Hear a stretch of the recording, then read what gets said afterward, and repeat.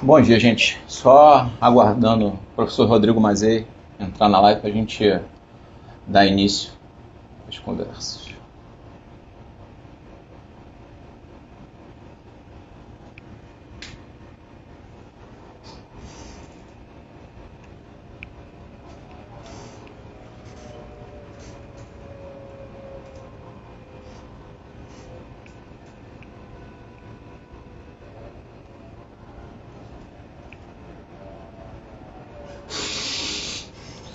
Bom dia, gente. Vou aproveitar enquanto a gente aguarda o professor Rodrigo Mazei para convidar todos a participarem de um evento que a gente vai estar lançando hoje, tá? Vai ser bem legal, vai ser o primeiro Congresso Internacional da Defensoria Pública do Espírito Santo, tá? Vai ser um evento que ele vai ocorrer ao longo de todo o mês de agosto, setembro e outubro. E já agora na nossa abertura a gente vai contar representando o Espírito Santo, a Defensoria do Espírito Santo, né? O colega Ogione, né? Leonardo Ogione, que inclusive está presente, o doutor Rodrigo Mazei entrou. Vocês vão ver, hoje eu vou lançar o evento oficialmente mais tarde, tem vários detalhes, a gente conseguiu alguns palestrantes estrangeiros, vai ser um evento bem bacana. Bom dia. Bom dia, professor Rodrigo, tudo bom? Tudo jóia? Satisfação revê-lo. Como é que tá o som aí? Tá tranquilo? Tá, por enquanto tá tudo bem aqui, graças a Deus. Então tá Só um vizinho meu que resolveu fazer a obra, mas eu acho que isso aí não vai atrapalhar não, se Deus quiser. Também estou aqui com a obra aqui do lado aqui. Eu até achei, pô, o cara ele tinha parado de uns 2 meses de fazer essa obra, retornou ontem. Tá tudo bem, fazer o quê, né? Mas vamos dar continuidade, porque o espaço aqui é restrito, né? O Instagram não tem muita elegância com a gente, ele corta quando chega no horário que ele quer que acabe, né? Não deixa nem fazer encerramento. Então, para começar, né, a live, eu queria agradecer a presença, a participação de todos e todas que estão nos assistindo, agradecer a presença do professor Rodrigo Mazei, que é uma pessoa que eu acho que todos que me conhecem sabem que é uma pessoa que eu tenho um imenso carinho, foi uma pessoa que eu acho que foi fundamental no meu crescimento profissional, foi meu orientador de mestrado, e ali eu tive a oportunidade de debater os mais variados temas, tipo, as aulas dele sempre provocativas, né, sempre chamando a gente para reflexão.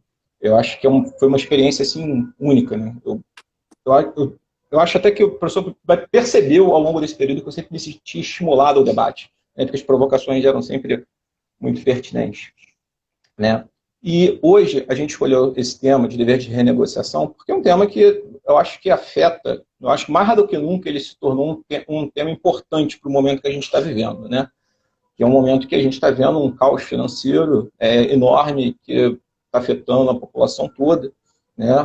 Tanto empresários, ou seja, é um problema que não está afetando muito a classe social, está afetando todo mundo, né? E aí a gente pensa sobre, pô, será que existe ou não dever de renegociação?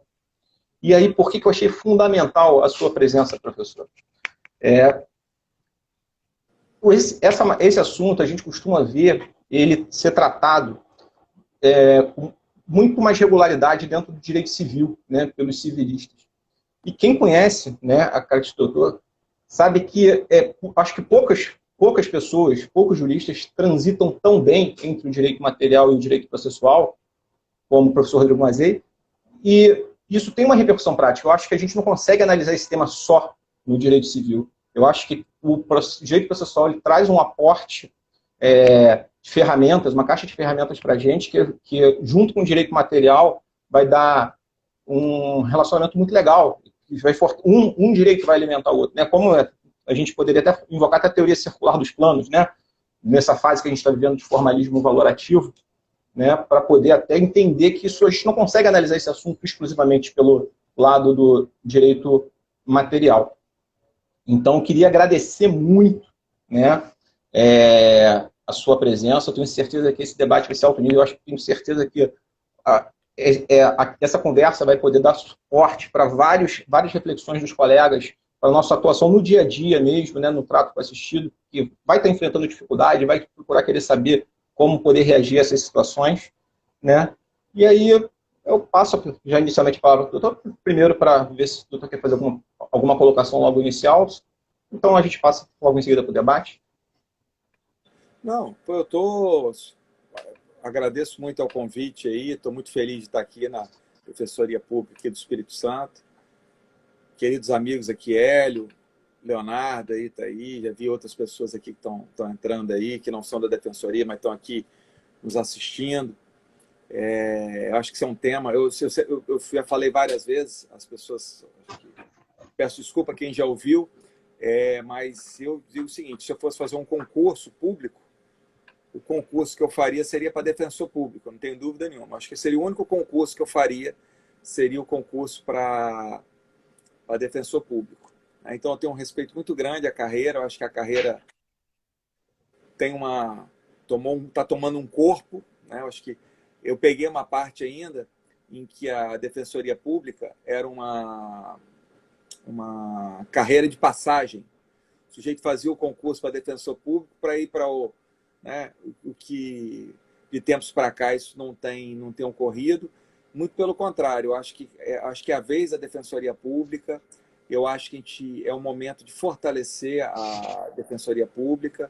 Tenho visto aí, né, eu tenho grandes amigos. Acho que a defensoria pública aqui no Estado do Espírito Santo ela é representada por pessoas excepcionais, né? Então, eu acho que estou muito feliz de estar aqui. E é um tema que tem tudo a ver com a defensoria, né? Certeza. Tem tudo a ver com a defensoria, tem tudo a ver até com o seu tema, né? E aí, ó, quando é que o seu livro vai estar disponível aí, Hélio? Para aproveitar assim. Eu acabei de entregar o prefácio. Quando é que o seu livro pronto? Que é sobre. Você escreveu sobre. A previsão que tinham me dado era agora em outubro, mas a gente sabe que nunca se sabe, né, se realmente essa previsão vai ser cumprida. Mas a previsão inicial é outubro. Agora espero que esteja chegando aí no mercado. Então Versão comercial. Fica a dica aí para vocês lerem aí o microsistema aí da autocomposição. A gente, na época, aí, eu faço questão de a gente fazer uma divulgação, de fazer uns debates, porque eu acho que seu tema é um tema, seu trabalho é um trabalho muito importante, o tema é importante, o seu trabalho é muito importante, e tem tudo a ver com o que a gente está falando, o que a gente está conversando aqui agora. Né? O que é a autocomposição, né? Por exemplo, a situação que a gente viu agora, esse momento de renegociar. Existe um dever, não existe um dever de negociar? E isso, como eu coloquei, eu acho que impacta a todos. E eu acho que a defensoria tem um papel extremamente relevante nesse momento. Entendi. Mas, professor, acho até para quem está assistindo a gente pegar, eu acho que tem uma pergunta que eu acho que é importante eu fazer logo de cara, só para deixar isso bem claro, para evitar qualquer tipo de confusão de quem está assistindo, que talvez esteja mais ou menos familiarizado com o tema. O doutor entende que o que é o dever de renegociação? Seria um dever de efetivamente ter que renegociar ou submeter simplesmente a um procedimento? O que seria isso, na sua concepção? Eu vou dar até uma sugestão, tem 2 lives, eu vou colocar depois, fazendo aqui depois, eu vou colocar para vocês aí depois. Eu tenho um canal lá no Telegram, Conexões Jurídicas, né? E eu já está lá publicado lá, tem algumas resoluções aqui, uns atos normativos aqui do Tribunal de Justiça do Espírito Santo já estão lá. Mas eu vou, para vocês entenderem esse contexto mais amplo, eu vou deixar 2 links. Um do professor Anderson Schreiber, que ele defende a existência do dever de renegociação, e um da professora Judite Martins Costa, que entende que não existe esse dever de renegociação. Eu acho que é interessante, são 2 visões assim bem diferentes, né, que pode se colocar aí para se analisar isso de uma forma mais, digamos assim, minudente, quem tiver interesse. Eu vou dar a minha opinião, assim, os pontos que eu acho que são importantes, que vão caber aqui na live. Bom, primeiro, o que eu tenho que diferenciar de cara, que muita gente está confundindo? O dever de renegociação não tem nada a ver, não está ligado à adesão em cláusula de autocomposição, mediação, de conciliação, isso não tem nada a ver. Então, por exemplo, se lá no meu contrato eu tenho uma cláusula específica, dizendo que eu vou me submeter à mediação antes de uma arbitragem, antes de ir para o judiciário, ou vou me submeter, a uma conciliação antes de uma heterocompositiva daquela questão, ou seja, pela jurisdição estatal ou pela jurisdição arbitral, né, descolocada a jurisdição arbitral, Isso não, veja, isso é uma outra coisa. Isso aí porque isso eu trabalho nessa ideia com uma obrigação de renegociar, ou seja, é uma obrigação de você sentar à mesa, ok? De você se submeter a esse procedimento. Mas veja que ao mesmo tempo, olha como é que isso é legal. Ao mesmo tempo, se a gente pegar a própria lei de mediação, acho que está no artigo 2º, parágrafo 2º, eu não lembro agora exato, você vai dando uma verificada aí, mesmo que eu tenha feito, eu tenha pactuado, né, que eu faria mediação, eu não sou obrigado a mediar. Porque o mediar, veja, envolve uma questão de autonomia da vontade. Então, o que vai gerar? Eu vou ter que comparecer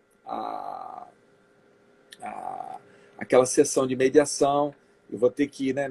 Mas isso não significa dizer que eu tenho que ficar na mediação até o fim.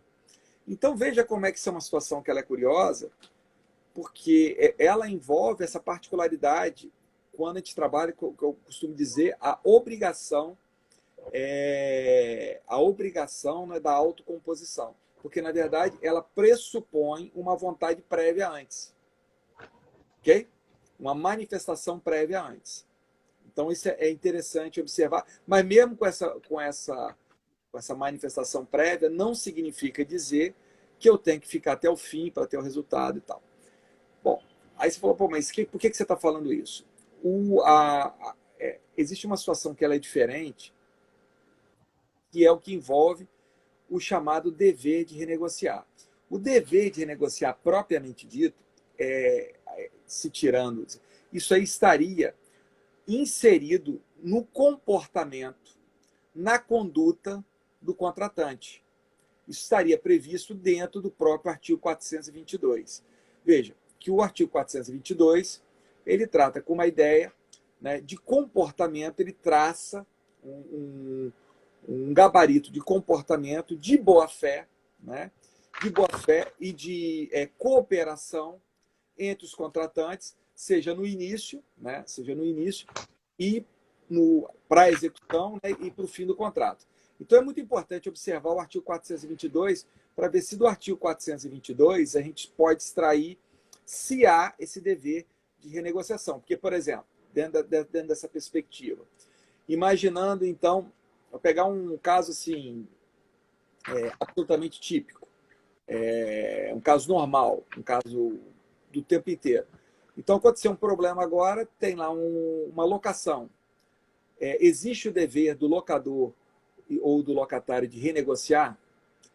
Então, por exemplo, não tem cláusula nenhuma lá falando que ele vai submeter a mediação, a autocomposição e tal. Mas ele tem um dever de renegociar? Volto a dizer, a obrigação parte dessa premissa, estou tentando ser bem assim, como ele diz, bem didático, ele parte de uma premissa prévia, né, de que a pessoa se comprometeu aquilo, ou que mesmo que não se comprometeu, eu e Hélio aqui, por exemplo, eu sou locatário, o Hélio é locador, eu faço, poxa, Hélio, a gente precisa rever isso aqui. Aí ele falou, não dá para, vamos fazer o seguinte, vamos levar essa questão para uma autocomposição, seja uma mediação ou uma conciliação.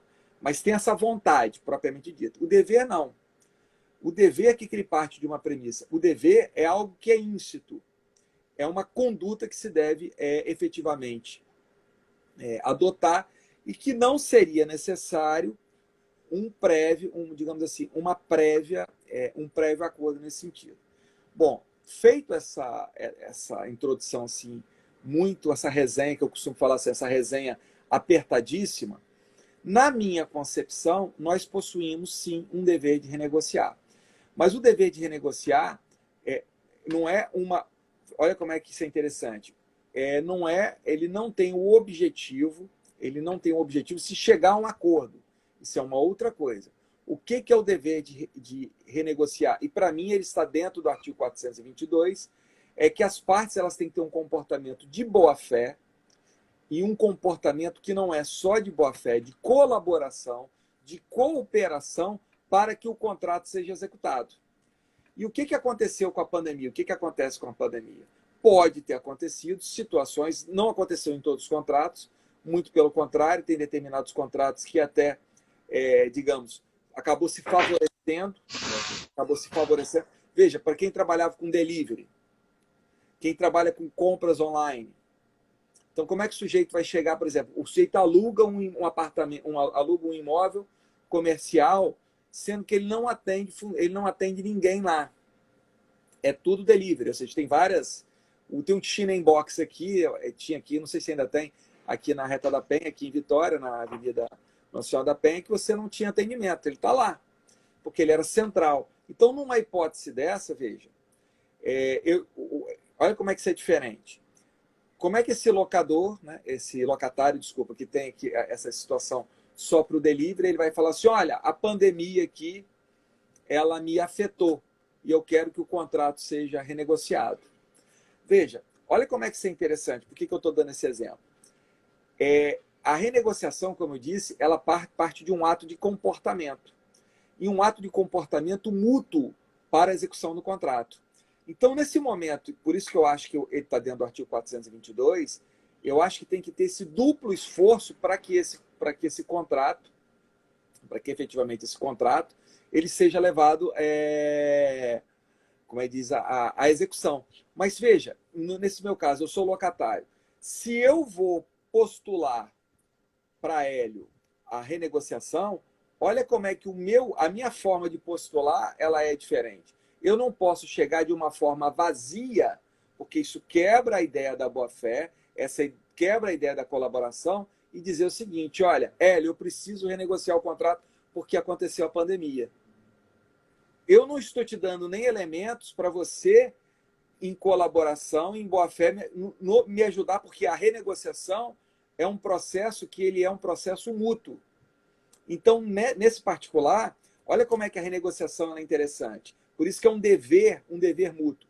Eu tenho que chegar para o Hélio, por exemplo, e falar bem assim, Hélio, então imagine nesse caso lá que eu aluguei para trabalhar com delivery. Como é que eu vou chegar para o Hélio e veja, e minhas vendas aumentaram. Minhas vendas efetivamente aumentaram. Como é que eu vou falar assim, Hélio? Há um dever de renegociação, porque aconteceu um fato externo aqui, não está previsto, e você tem que diminuir o contrato. Veja, esse meu comportamento não é um comportamento nem de boa-fé, nem colaborativo. Porque, na verdade, eu não quero a manutenção do contrato. O que eu quero? Eu quero uma vantagem a partir de um elemento externo. Por isso que, olha como é que isso é top. Para entender se há ou não um dever de renegociação, eu tenho que desnudar, compreender qual que é a essência do artigo 422. Quando eu compreendo, quando eu trabalho com a essência do artigo 422, eu percebo isso. E aí, Hélio, quando eu chegar para você e te fazer essa proposta, o que eu tenho que chegar e colocar para você? O Anderson Schreiber trata muito bem isso, sugiro a vocês, quem tem interesse em trabalhar do tema, obviamente ele não trabalhou com a pandemia, que é o trabalho dele de livre docente, de titularidade na UERJ. O que ele coloca num ponto fundamental? O pedido de renegociação, a renegociação se inicia com um pedido sério. É uma postulação séria, é uma postulação transparente de boa-fé, colaborativa, em que você convoca o seu parceiro, não é uma ideia só de uma renegociação, trazendo para eles o motivo de uma reestruturação no contrato. E que, diga-se de passagem, Hélio, que pode ser até provisória. Olha como é que isso é interessante. E isso se encaixa muito na pandemia. Porque eu posso chegar para você e falar assim, Hélio, eu estou numa dificuldade agora, mas vamos fazer o seguinte, então você me dá um desconto, um abatimento de 30% do valor do contrato, só que esse valor aqui nós vamos deixar num saldo. Para o ano que vem, eu restituo, a gente pega esse saldo, então nós vamos pegar aqui, eu calculo que em 4 meses eu consigo reestruturar meu negócio. Então, a soma desses 30% aqui que eu vou deixar de pagar, porque eu estou pagando funcionário, eu estou tendo que reinvestir, gastar mais em... Olha como é que isso é legal. Eu estou tendo que gastar em informática, porque meu trabalho agora está mais virtual. Então, essa economia que você está me ajudando aqui é uma economia... Então, olha como é que a renegociação ela é um dever de execução de manutenção do contrato, mas ela não é, porque está todo mundo pensando numa visão equivocada, numa visão de que ela se aplica automaticamente e a partir só de um pedido vazio daquele que, por exemplo, está se submetendo àquela determinada situação. Mas você pode, a partir desse meu pedido, você também fazer a sua ponderação. Você fala assim, mas aí, tudo bem, olha, 30%, esse desconto que você quer para pagar para o ano que vem, não dá. Eu faço um desconto menor para você. Por que eu faço um desconto menor para você? Olha, eu estou precisando disso aqui porque eu vou investir em outros imóveis. Eu estou com uma inadimplência maior. Eu vou investir isso aqui em reforma de outros imóveis. Então, esse valor que você está me oferecendo aqui não vai me resolver. Mas vamos fazer o seguinte, então. Então, em vez de ser 20%, estou dando assim uma coisa. Vamos aumentar isso para... em vez de ser 30%, a gente coloca 20%, mas não vou fazer isso com você durante 4 meses. Eu faço durante 5, 6. E esse saldo, ano que vem, você me paga aí, dividido em 12 vezes. Isso é o processo de renegociação. O que não significa dizer também, Hélio, que nós vamos chegar a um contento. Porque o dever de renegociação não é uma... Olha só, não é... Aí a gente fala obrigação de meio, obrigação de fim. Aí vem uma brincadeira, né, que eu faço. Não é um dever de fim. É um dever de meio. É um dever de execução. De trabalhar com tudo para que se execute. Mas pode acontecer da gente não chegar no resultado. Porque eu posso precisar dos recursos, né? E pode ser que a sua oferta você também não tenha condição. Vou dar um exemplo aqui. Se for um parecer que eu fiz, não vou entrar no detalhe, porque tinha cláusula de confidencialidade, mas enfim. Olha que situação curiosa. Num determinado estado, não é no Espírito Santo, num determinado estado da federação, uma capital grande, tem um imóvel que foi alugado justamente por uma cadeia, uma multinacional, uma cadeia de alimentos, que se reinventou agora nesse período, ok? E ela falou assim, olha, todos os meus contratos, ao pedido dela, todos os meus contratos foram diminuídos, o pedido dela, em 40%. Eu quero pagar 60%. Só que os proprietários desse imóvel, esse imóvel que está lá, são duas pessoas de idade que dependem exclusivamente deste valor para poder sobreviver. E o que aconteceu agora com essa situação da pandemia? As despesas, inclusive, por não ter por querer evitar de ir no hospital e tal, está tendo um deslocamento de pessoas de saúde para a casa dela, para a casa dessas pessoas. Ou seja, as despesas aumentaram. Então, nesse processo de renegociação, que eu fui chamado para dar eu não funcionei como um mediador, como um terceiro e tal, mas eu funcionei para dizer, pô, o que nesse processo seria relevante? Né? Eu fui chamado para dizer assim, tecnicamente. O que eu coloquei? Eu falei, olha, só há sentido dessa empresa ela fazer esse pedido se mostrar... Hélio, acho que deu uma travada aí, ó. Vê aí, ó. O teu áudio continua aparecendo, só a imagem que está travada. Então,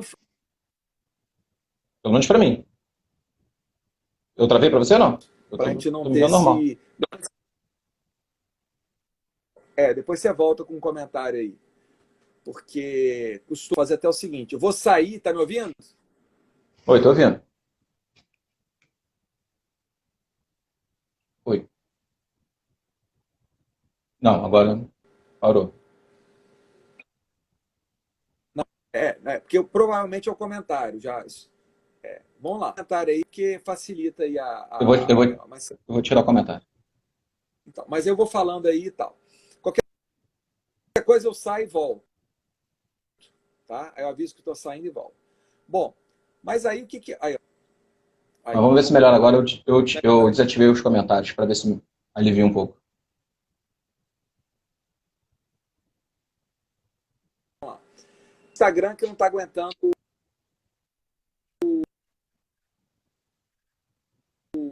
muita live e tal, o Instagram não tá... O que mostra, por exemplo, que é o sistema todo, né? O sistema todo.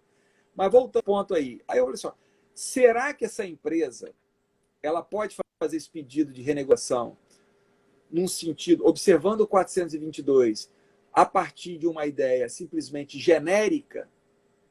Olha, todos os meus contratos foram renegociados. Esse tem que ser renegociado também. Ou é uma análise, olha como é que o 420 é bacana. é uma análise de transparência e colaborativa àquele contrato. E veja, aí a empresa, o que ela poderia fazer? Olha, nós tivemos que fazer uma redução. Olha como é que o dever de renegociação, ele trabalha com uma forma de postulação, uma forma de argumentação que nós não estamos acostumados. Olha como é que é diferente. Olha como é que é diferente. A postulação que foi apresentada. Todos os meus contratos precisam de desconto. Esse contrato precisa de desconto porque todos os meus contratos tiveram desconto por causa da pandemia. Veja, isso não é um pedido de renegociação ao contrato. Agora, olha como é que isso é diferente. Olha, nós fazemos uma análise do nosso fluxo de caixa, de todas as implicações que a pandemia gerou. Nós necessitamos de uma redução de todos os contratos no valor de tal, porque senão nós não teremos o fluxo de caixa. E nós não teremos, inclusive, como honrar a sua alocação. São proposições diferentes ou não são proposições diferentes? São.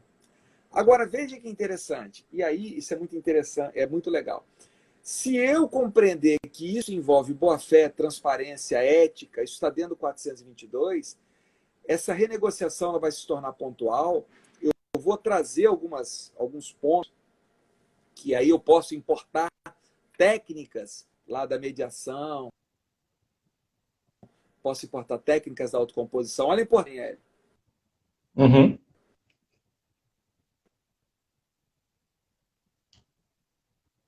Travou de novo. E acho que agora travou aqui. Aqui, ó. Vamos ver aqui. Estou continuando falando aí, vê se volta. Hein? Travando, infelizmente, está travando. Professor Rodrigo?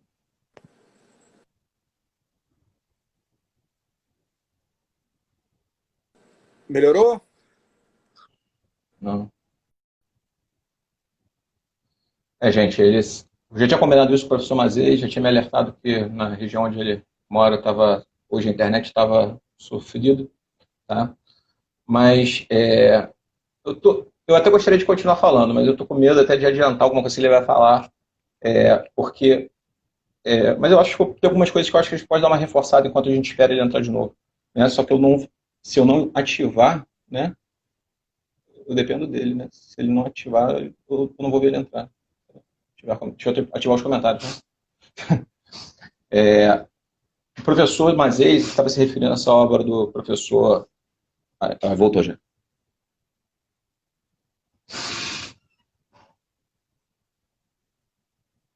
Só aguardar. Pode desativar aí já. Já entrei, já desativa aí logo. E já desativei os comentários de novo. Bom, então, olha só, então voltando lá, só para não me perder, eu acho que foi onde que eu falei. Então, veja, dentro dessa perspectiva, olha como é que... E aí eu que eu falei, a importância do seu trabalho. Veja como é que o microsistema da autocomposição, nisso aí eu posso trazer uma ideia para o próprio dever de renegociação. Porque, veja, a mediação, a conciliação, uma das regras que nós temos é a ideia da confidencialidade. Então, na renegociação, o que vai ser importante? A confidencialidade. E aí, para eu demonstrar, dentro da minha boa-fé, da minha transparência, não adianta simplesmente eu falar. Eu tenho que apresentar os dados. Então, olha como é que é interessante. Então, foi isso que eu falei. Eu falei, então essa empresa está colocando isso, e o meu parecer não foi pela empresa, nem pelo casal dos senhores. Os advogados que me solicitaram parecer.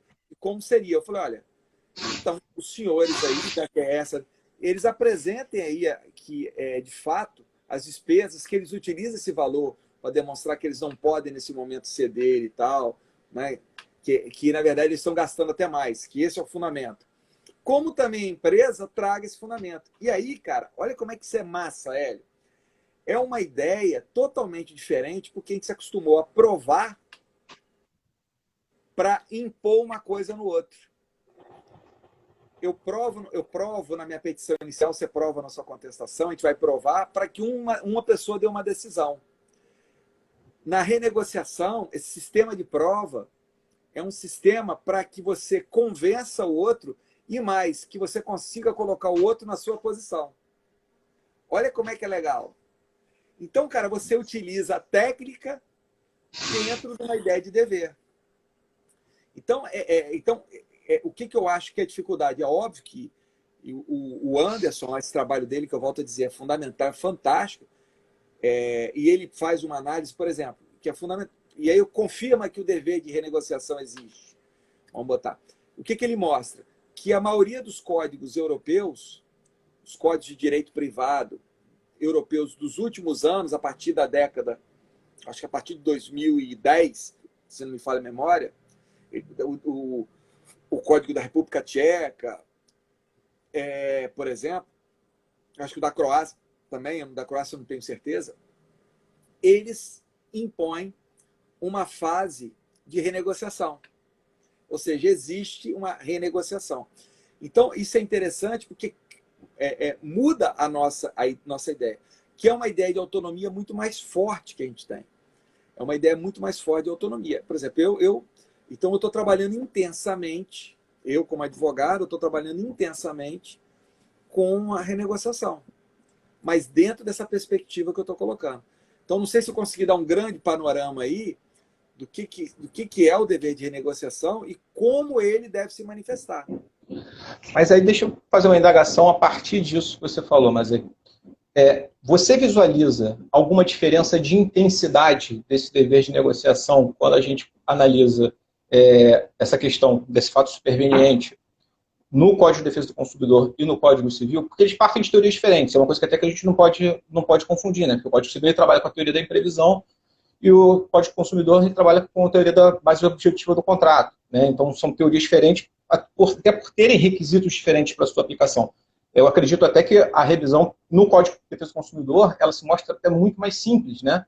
Tanto é que, sim, tanto é que no Código Civil, quando a gente, a teoria da previsão que está lá no artigo 478, ele tem um gatilho super interessante, 479, que ela um pouquinho, chama um pouco a atenção. 479 ele fala que a resolução poderá ser evitada oferecendo-se o réu a modificar equitativamente as condições do contrato. E aí, isso não é bem uma... E aí é uma coisa até que às vezes eu acho que o Código Civil ele não andou tão bem, num certo aspecto, porque de uma certa forma ele está dando ao réu, né, a possibilidade de manutenção do contrato, talvez até de forma unilateral, se ele se comprometer a essa modificação das cláusulas. Isso lembra muito a parte do Código Civil que fala de quando a gente está falando até na formação do contrato, né, de proposta e aceitação.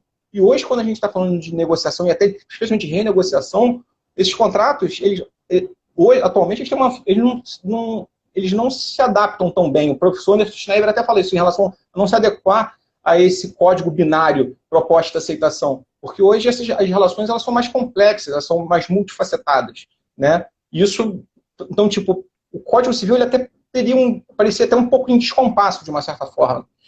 Por isso até que eu pergunto, você acha que existe alguma diferença de intensidade nesse dever de negociação quando a gente fala de Código Civil e Código de Defesa do Consumidor?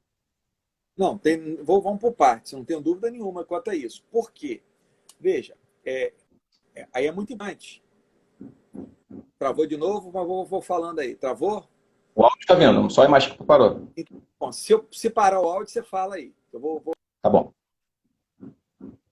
Parou o áudio. Ah, voltou. Parou o áudio. Parei de olho. Olha que cena bonita lá, ó, com o olho fechando, reflexiva lá. Ó. Não, para mim você está de olho aberto, assim, olhando para cima. Parado. Olha só que interessante isso. Isso está ligado a uma análise, por isso que eu fiz. Acho que é melhor sair de novo. Deixa eu sair de novo aqui que eu volto. Tá, tá bom, tá bom.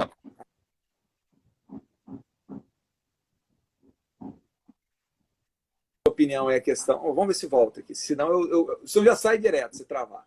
Tá bom? Tá bom. Tá bom. Então, olha como é que é importante lá o 422. Porque aquela ideia de transparência, aquela ideia de manutenção do contrato, tudo que a gente falou do 422, ele parte de uma ideia de paridade. O 422, ele parte de uma ideia efetivamente de paridade. Ou seja, agora, quando uma pessoa tem um contrato de consumo, quando você tem, e aí isso é muito importante, e aí, cara, olha que massa que eu acho que é uma nova visão também do direito material. Isso, hoje no processo a gente também vê isso. Eu não tenho que observar só o conteúdo olha, isso é importante pra caramba, tá? Eu não tenho que observar também só o conteúdo do contrato, mas eu tenho que observar as condições daquela determinada pessoa. Porque eu posso ter, a priori, relações de consumo, eu posso ter, a priori, relações de consumo com intensidades de hipossuficiência. Você concorda comigo? Com certeza. Então, a revisão, ela, olha como é que isso é top. A revisão, toda a renegociação, ela vai levar em conta não só o próprio conteúdo, só o próprio conteúdo da operação. Tá travando.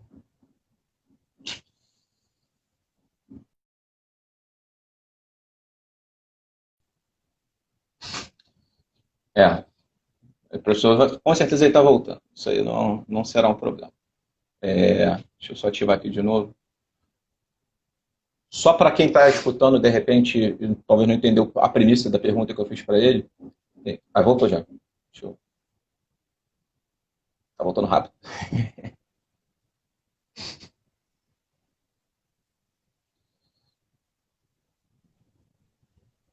É o dever de renegociação, rapaz. Tem que ir indo. Bom, então, voltando para aquela questão que eu falei. Então, o que eu acho que é interessante? Você tem que observar não apenas o conteúdo, mas os polos de hipossuficiência. Olha que interessante. Esse caso que eu falei lá da senhora, é uma relação de consumo? Não. Não. Mas, em tese, numa relação paritária que não é relação de consumo, isso vai ser levado em conta ou não deve ser levado em conta? Você até afirmou que estão em pessoas idosas, então a gente pode falar até de uma espécie de vulnerabilidade, né? Então, e veja, e aí como é que é interessante? Aí uma coisa que é legal, cara, olha como é que isso... Cara, porque isso é um assunto assim, muito mais complexo. Porque a gente está vivendo essa experiência agora para pensar no futuro. O que eu acho que vai acontecer com isso? O dever de renegociação, ele vai começar a criar as pessoas, não é só falar, não, nós vamos negociar essa obrigação de negociar a mediação, a conciliação, nós vamos começar a pensar em cláusulas móveis se houver uma necessidade de revisar o contrato. Mais ainda, olha que top que eu vou falar, hein, Hélio? Quando as pessoas forem fazer o contrato, por exemplo, eu coloquei isso no parecer, na parte separada. O que é importante para essa... Não é só dizer o que o imóvel, o que o objeto da locação, qual a função do imóvel. Olha como é que é interessante. Veja, para esse casal lá, seria que não seria importante, por uma questão de transparência e boa-fé, eles, de uma forma expressa, também dizerem o seguinte, olha, nós somos idosos. É fundamental que esse aluguel seja pago, ou seja, porque isso cria uma perspectiva de transparência para que também, veja, olha o que pode acontecer vendo o lado da empresa. Ela ser surpreendida, ela imaginando que ela está fazendo um contrato paritário, porque um imóvel lá vamos lá, dos seus 400 metros quadrados, numa avenida, tal, um imóvel de um valor, falar, poxa, isso aqui é um negócio como outro qualquer. E ela também, por outro lado, se vê surpresada com uma situação num contrato paritário em que há uma identificação de alguém que está numa situação de vulnerabilidade. Então, cara, eu acho que essa realidade aqui, ela mostra um tema todo diferente. E por isso eu quero chamar a atenção aqui, porque aqui, tem muita gente aqui do Espírito Santo assistindo, o que o nosso Tribunal de Justiça fez, que eu achei muito legal. E eu não tenho visto os advogados utilizando. Eu não sei se a Defensoria está se valendo disso, tá, Hélio? Primeiro saiu aquela portaria 01, né, 2020, do NUPEMEC, que abriu, por meio digital, a possibilidade de autocomposição, ou seja, está aberta geral, perfeito? Está bem aberta. Agora, o que eu gostei, e eu queria chamar a atenção, eu vou deixar lá no canal, já está lá, né, nas versões jurídicas, foi o ato normativo 22, 20, de 25 de junho de 2020. Nós conversamos até sobre ele no NEAP. Você lembra daquela nossa reunião? Lembra? Veja que e ele trata, olha como é que é interessante, o Tribunal de Justiça, então, ele está colocando toda a estrutura do NUPEMEC para que conflitos envolvendo situações paritárias e que, a priori, estariam fora dos juizados especiais, ou seja, fora dessa pegada de conciliação, tem um espaço para que possa o quê? Que as partes possam debater um espaço utilizando estrutura, utilizando os mediadores, os conciliadores. E o artigo 1º me chama muita atenção, que fala, olha, instituir projeto especial de recuperação empresarial, Covid, tal, com vistas à realização de negociação, conciliação e mediação em disputas empresariais relacionadas aos impactos causados pela pandemia. Veja que aqui é uma ideia, e aí se fazendo o lado crítico, aqui não tem uma ideia de dever de renegociação propriamente dita, é muito mais moldada, uma ideia de mediação e tal, poderia, mas assim, é um avanço. E um ponto que eu acho muito interessante é que é o artigo 5º, que fala, para você solicitar isso, né, a parte interessada formulará requerimento por e-mail, que conterá pedido e causa de pedir, essa palavra eu achei estranha, né?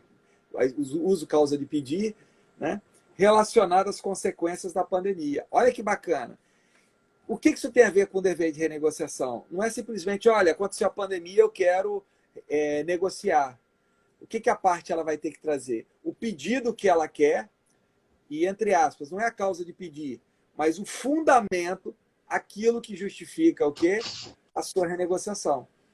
Então, isso para mim é muito interessante, é extremamente interessante, porque demonstra uma outra perspectiva. E olha, isso que a gente está conversando, relação de consumo, isso tudo muda numa perspectiva totalmente diferente. Veja, e isso é interessante, por exemplo, dentro do shopping, dentro do próprio shopping, os lojistas, por exemplo, você tem um contrato, né, um contrato de shopping, um contrato de locação, atípico, enfim, está tudo isso lá. Mas a posição de cada um do shopping é diferente. Por exemplo, você pode ter empresa lá que só pode funcionar dentro de shopping. Como é que essa vai ser uma empresa que vai funcionar, por exemplo, uma outra lá que o restaurante, que está funcionando como delivery, o shopping liberou dele trabalhar como delivery. Só que você tem um shopping em outro lugar que não permitiu que o cara utilize as instalações para fazer o delivery. Você tem um shopping que criou um pit stop institucionalizado. Você tem um shopping lá que botou um cinema. O cara vai lá no cinema e pode... Então, cara, é um processo que a gente não está acostumado com isso. Então, assim, eu acho que é importante observar, não tenho dúvida. Eu acho que talvez a minha resposta não vai te agradar muito. Eu acho que a relação de consumo é mais um elemento. Ela é mais um elemento na renegociação. Mas ela, em muitos casos, ela pode não ser o elemento capital. É um elemento de extrema importância, mas nem sempre vai ser o elemento X. Eu acho que, olha que eu vou falar aqui agora, fazendo a brincadeira, o jump of the cat. A relação de consumo é um dos fundamentos para a minha renegociação. E ela vai me colocar numa posição talvez mais, uma posição melhor e tal. Mas eu não posso utilizar disso para colocar o consumidor numa posição de que, olha, igual, por exemplo, imóvel, promessa de compra e venda. O sujeito fala, não, olha, relação de consumo, concorda comigo? Incorporação imobiliária, há dúvida disso?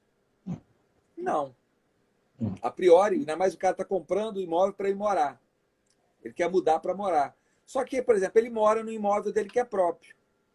E a atividade dele não foi afetada pela Covid. Aí ele chega e fala, não, aqui eu tenho uma relação de consumo e eu quero agora, a partir de agora, pagar metade do valor e jogar o restante para o saldo devedor. Só o fato de ser uma relação de consumo permite isso? Veja, olha que questão. Aí, porque se você, para quem é radical com a relação de consumo, vai dizer que sim. Mas a pergunta, o dever de renegociação, no sentido amplo, ele envolve ou não envolve transparência e boa-fé? Envolve transparência e boa-fé. Então, eu não posso retirar isso também das relações de consumo. Então, para mim, são situações, veja, eu não posso transportar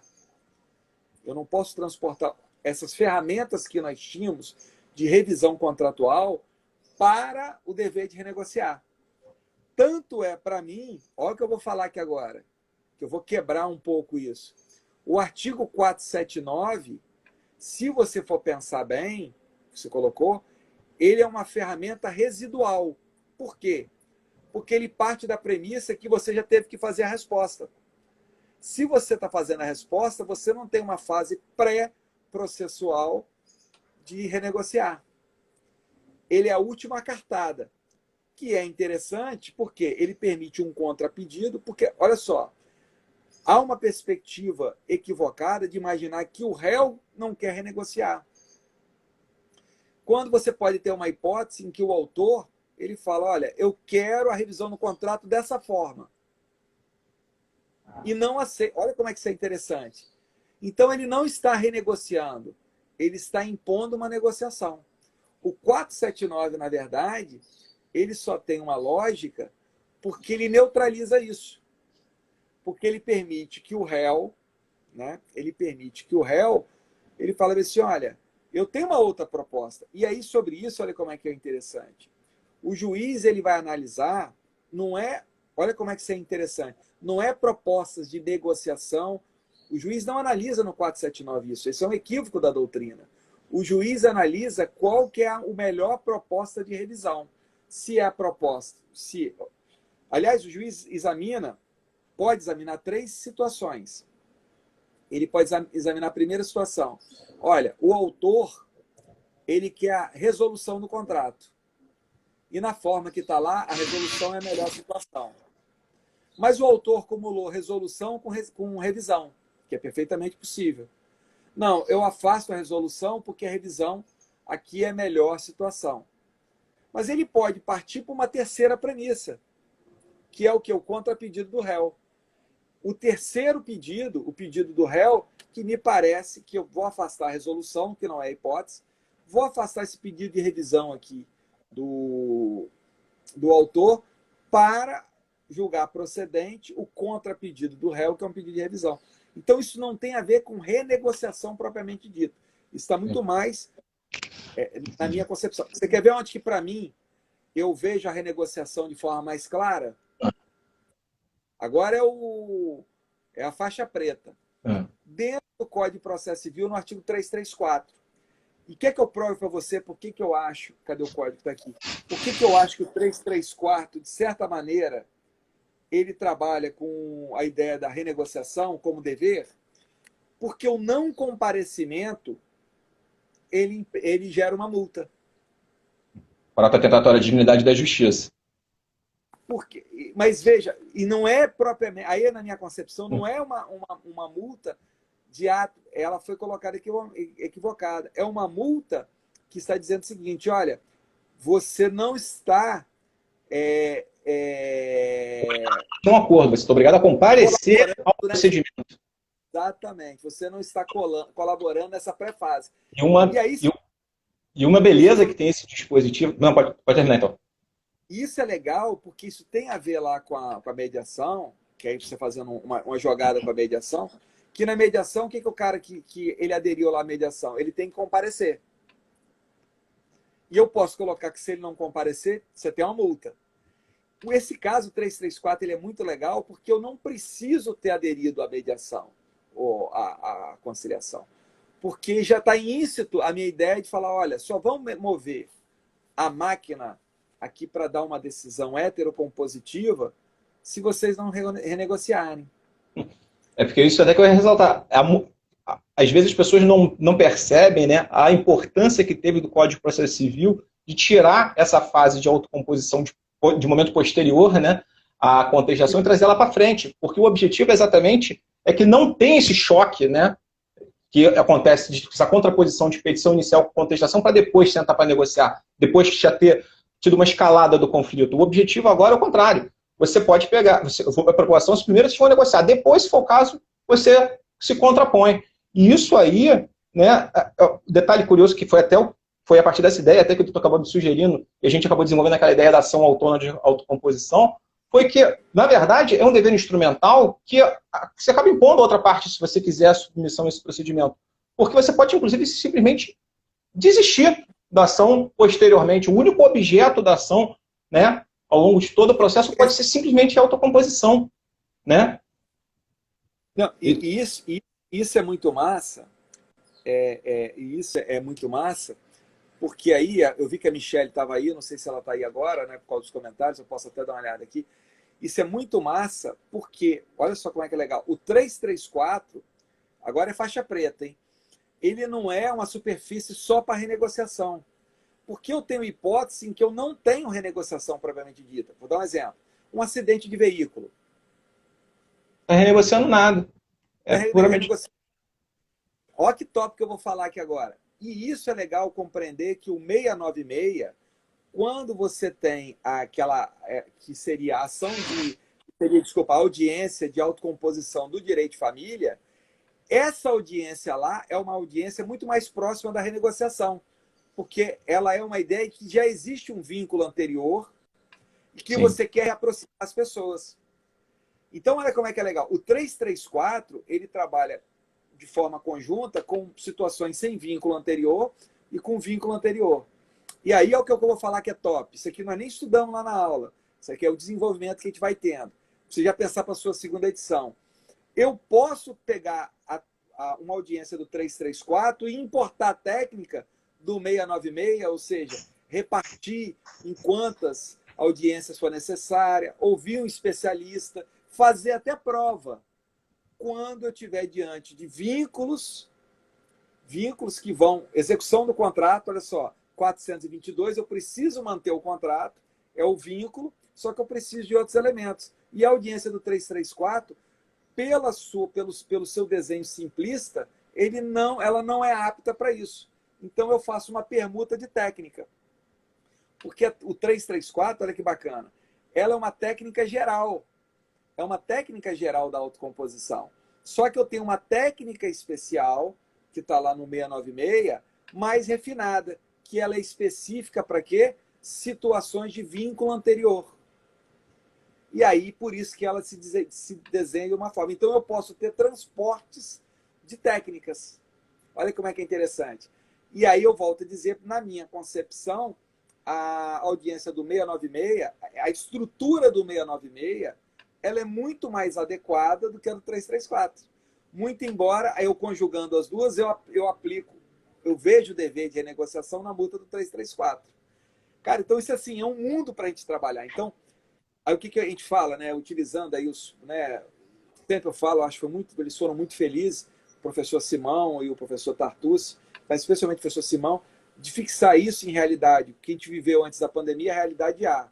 Agora a gente vivendo a realidade B, e quando acabar a pandemia, se um dia acabar, a gente estiver vivo, realidade C. Essa análise, cara, que a gente está tendo da renegociação, está permitindo compreender muito melhor as técnicas do 334 e do 69. E aí, cara, olha que mais massa que eu vou te dizer. A renegociação no direito estrangeiro funciona como uma fase pré-processual. No nosso sistema, ela foi introduzida como uma fase liminar processual. Ou seja, é uma fase, na verdade, liminar. E como você muito bem colocou, a partir dessa ideia de uma fase liminar, é perfeitamente possível, dentro do sistema do artigo 3º, admitir a ação autônoma de renegociação, de autocomposição. E velho, por isso que assim, essa portaria, esse ato normativo aqui, 2220, de 25 de junho de 2020, ele parece que a pessoa que está aqui, ele assistiu nossas aulas, ele leu já seu trabalho. Porque quando fala aqui, olha só, olha que legal isso aqui, a petição inicial, essa petição inicial aqui do artigo 5º, é a petição inicial da ação autônoma de prova. É a petição inicial da ação autônoma de autocomposição. Porque a petição inicial autônoma de prova, ela não é a mesma da petição inicial da jurisdição do pedido de heterocomposição. Obviamente, também, a petição inicial da ação autônoma de autocomposição não pode ser igual. Então, de forma embrionária, cara, é muito legal quem está assistindo aqui, cara, vocês não podem deixar de ler esse ato normativo conjunto. Ele padece de algumas atecnias, mas ele tá... E aqui, cara, pensando na Defensoria Pública, vocês têm um elemento aí, vocês têm um material aqui, o Estado propiciou, conjugando a portaria 01/2020 do NUPEMEC e esse ato normativo aqui, fazendo a troca, ou seja, pegando esses dois diplomas, né, de dois atos administrativos e conjugando, poxa, a gente tem um sistema aqui que pode permitir o acesso a ações, né, a verdadeiras ações autônomas de autocomposição com esses elementos aqui. Então, eu acho que isso é legal. Então, eu não quis te antecipar isso quando você falou, eu estava doido para falar isso. Porque aquilo que a gente trabalhou no mestrado, pois você brilhantemente defendeu no seu trabalho, e aqui eu coloquei isso no prefácio, esse era um ponto, seu trabalho tem vários pontos em que não é um trabalho de mestrado, poderia ser um trabalho de doutoramento, porque traz questões inéditas. Esse ponto é um, cara. E eu fico vendo as pessoas lendo esses atos aqui, não dando a importância. Eu vou dizer mais. Eu acho que quem mesmo construiu não se deu conta da importância disso. Mas eu não posso deixar de fazer essa referência e dar os parabéns ao Tribunal de Justiça aqui do Espírito Santo, que a gente critica, nos pontos que tem que criticar. Tal como todos os outros tribunais, investiu muito mal no 334. Foi uma opção errada que a gente está sofrendo agora.